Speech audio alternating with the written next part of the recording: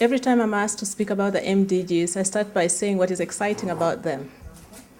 What's exciting is, for the first time at least, we can say all governments have a collective objective of what they want to do in terms of how to solve poverty, deal with human issues, some that are very specific and some that are a little laborious, that are in goal number 8, but that here is a collective effort that has been signed onto within a time frame, and they have made something, a list of events that are realistic, achievable, and they are time-bound.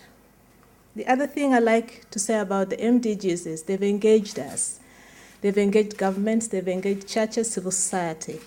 That type of engagement, if it doesn't produce something positive, at the end of it, it will be a reflection of what our concerns and failures and successes have been.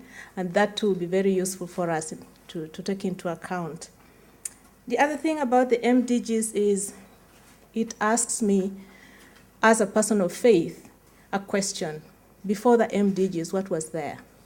And my answer is, for the churches, the MDGs were there. We had mission-driven goals, and we worked on healthcare, on education, on children's issues, on poverty.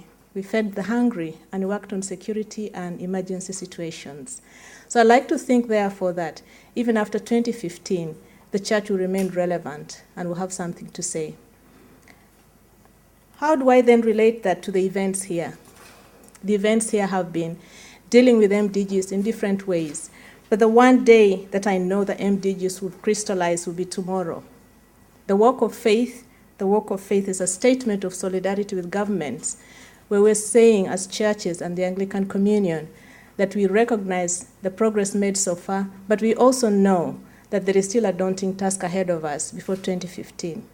So that walk, therefore, will also be a walk to say we would like to ask our governments to double their efforts so that by 2015 we achieve at least the modest input that we have indicated in the MDGs.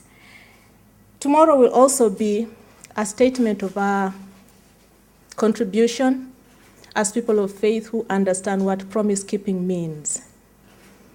We believe in a God who keeps promises.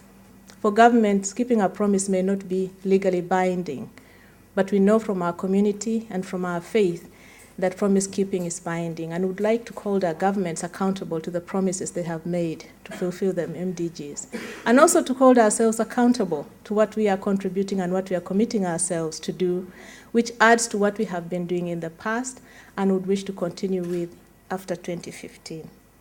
Central to all that for me and for a number of communities that I've been working with are some key things like water. Water is the mother of all MDGs.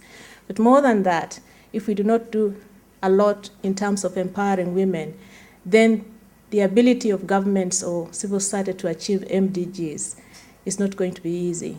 So a focus for me would be to ensure that empowerment of women is central to any analysis, to any implementation, to any progress made on the MDGs. Thank you.